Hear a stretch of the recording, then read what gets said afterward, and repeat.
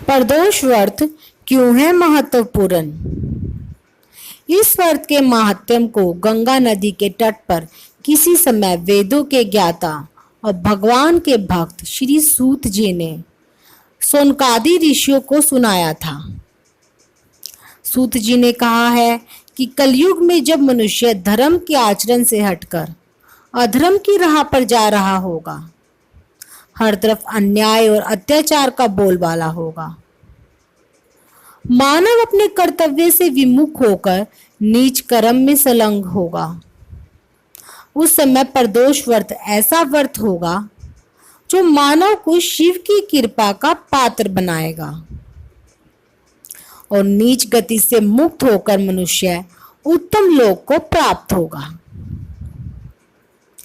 त्रयोदशी की रात्रि के प्रथम पहर में जो व्यक्ति किसी भेंट के साथ शिव प्रतिमा का दर्शन करता है, वह सभी पापों से मुक्त हो जाता है। सूत जी ने सौनकादि ऋषियों को यह भी कहा है कि प्रदोष व्रत से पुण्य से कलयुग में मनुष्य के सभी प्रकार के कष्ट और पाप नष्ट हो जाते हैं। यह व्रत अति कल्याणकारी है। इस व्रत के प्रभाव से मनुष्य को अभीष्ट की प्राप्ति होगी। इस व्रत में अलग अलग दिन के प्रदोष व्रत से क्या लाभ मिलता है, यह भी सूत जी ने बताया। सूत जी ने सौनकादि ऋषियों को बताया कि इस व्रत के महात्म्य को सर्वप्रथम भगवान शंकर ने माता सती को सुनाया था।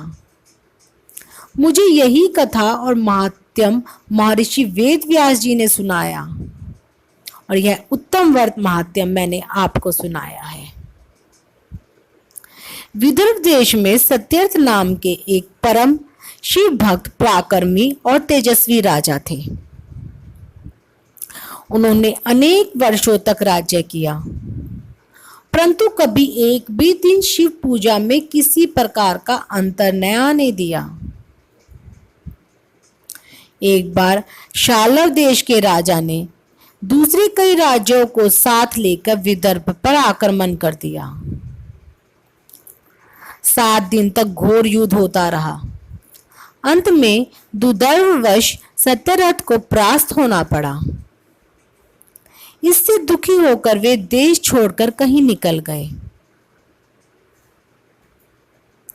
शत्रुनगर में घुस पड़े। रानी को जब यह ज्ञात हुआ तो वह भी राजमहल से निकलकर सघन वन में प्रविष्ट हो गई। उस समय उसके 9 मास का गर्भ था और वह आसन प्रसवा ही थी। अचानक एक दिन अरण्य मर ही उससे एक पुत्र रतन उत्पन्न हुआ। बच्चे को वहां ही अकेला छोड़कर वह प्यास के मारे पानी के लिए वन में एक सरोवर के पास चली गई और वहां एक मगर उसे निगल गया। उसी समय उमा नाम की एक ब्राह्मणी विधवा अपने शुचिव्रत नाम के 1 वर्ष के बालक को गोद में लिए उसी रास्ते से होकर निकली। बिना नाल कटे उस बच्चे को देखकर उसे बड़ा ही आश्चर्य हुआ। वह सोचने लगी कि यदि इस बच्चे को अपने घर ले जाऊं तो लोग मुझ पर अनेक प्रकार की शंका करेंगे और यदि यही छोड़ती हूं तो कोई हिंसक पशु भक्षण कर देगा। वह इस प्रकार सोच ही रही थी कि उसी समय भगवान शंकर वहां प्रकट हुए और उस विधवा से कहने लगे, इस बच्चे को तुम अपने घर ले जाओ, वह राजपुत्र है। अपने पुत्र के समान ही इसकी रक्षा करना और लोगों में इस बात को प्रकट न करना, इससे तुम्हारा भाग्य उदय होगा।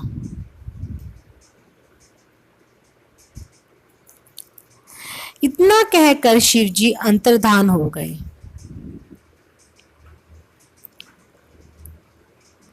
ब्राह्मणी ने उस राजपुत्र का नाम धर्मगुप्त रखा। वह विधवा दोनों को साथ लेकर बच्चे के माता पिता को ढूंढने लगे। ढूंढते ढूंढते शांडिल्य ऋषि के आश्रम में पहुंची। ऋषि ने बताया कि राजा सत्यरथ का देहांत हो गया है। पूर्व जन्म में प्रदोष व्रत को अधूरा छोड़ने के कारण ही उसकी ऐसी गति हुई है। रानी ने भी पूर्व जन्म में अपनी सपत्नी को मारा था। उसी ने इस जन्म में मगर के रूप में इससे बदला लिया। ब्राह्मणी ने दोनों बच्चों को ऋषि के पैरों पर डाल दिया। ऋषि ने उन्हें शिव पंच अक्षारी मंत्र देकर प्रदोष व्रत करने का उपदेश दिया। इसके बाद उन्होंने ऋषि का आश्रम छोड़कर एक चक्रा नगरी में निवास किया और वहां वे 4 महीने तक शिव आराधना करते रहे।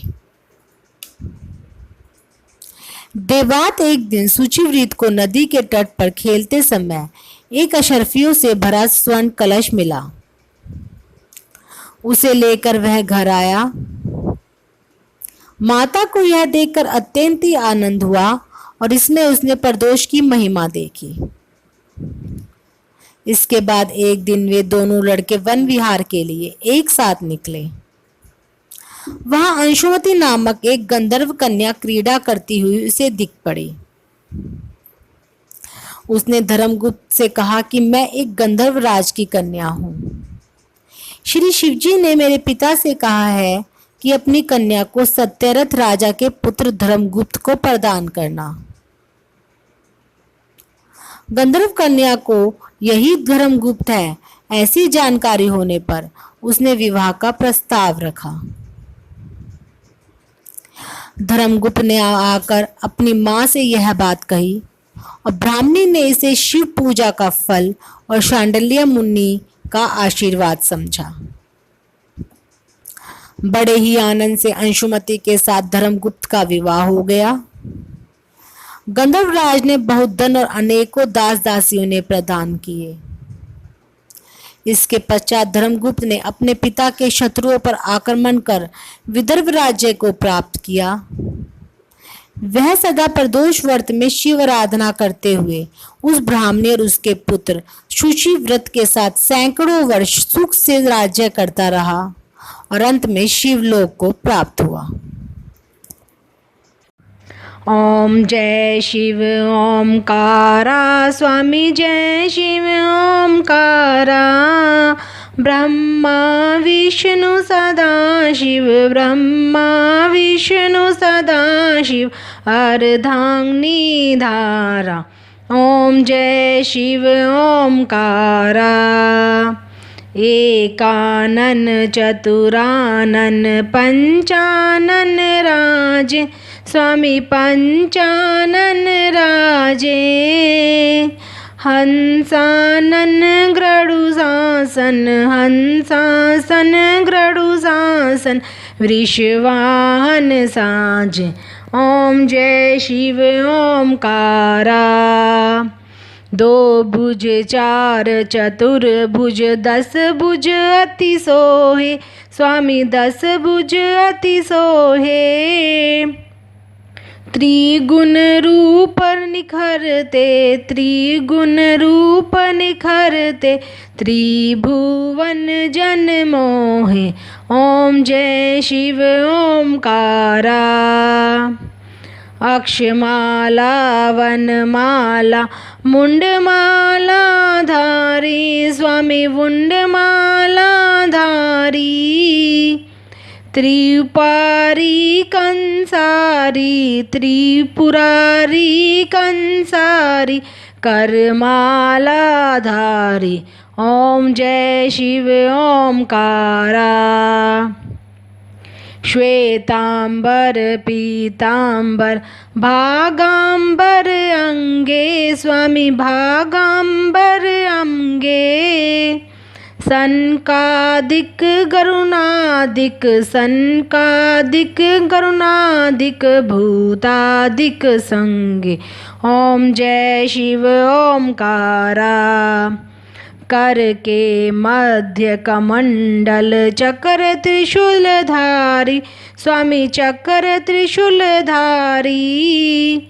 सुखकारी दुखहारी, सुखकारी दुखहारी, जग पालनकारी। ओम जय शिव ओमकारा। ब्रह्मा विष्णु सदाशिव जानत अविवेका, स्वामी जानत अविवेका।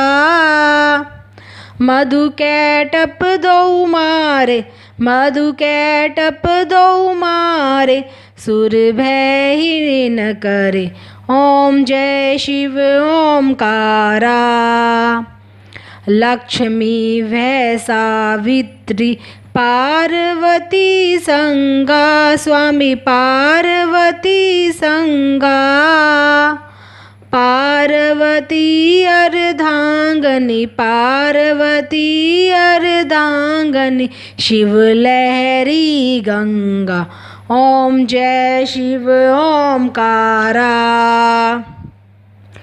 पर्वत सोहे पार्वती, शंकर कैलाशा, स्वामी शंकर कैलाशा। भांग धतूर का भोजन, भांग धतूर का भोजन, भस्मी में वासा। ओम जय शिव ओमकारा। जटा में गंग बहत है, गल मुंडल माला, स्वामी गल मुंडल माला। शेष नाग लिपटावट, शेष नाग लिपटावट, ओढ़त मृग छाला। ओम जय शिव ओमकारा। काशी में विराजे विश्वनाथ नंदी ब्रह्मचारी, स्वामी विश्वनाथ नंदी ब्रह्मचारी। सिनित उठ दर्शन पावत, नित उठ दर्शन पावत, महिमा अति भारी। ओम जय शिव ओमकारा। त्रिगुण स्वामी जी की आरती जो कोई नर गावे, स्वामी जो कोई जन गावे। कहत शिवानंद स्वामी, कहत शिवानंद स्वामी, मन वांछित फल पावे। ओम जय शिव ओमकारा। ओम जय शिव ओमकारा, स्वामी जय शिव ओमकारा। ब्रह्मा विष्णु सदाशिव, ब्रह्मा विष्णु सदाशिव, अर्धांगिनी धारा। ओम जय शिव ओमकारा। ओम जय शिव ओमकारा, स्वामी जय शिव ओमकारा। ओम नमः शिवाय।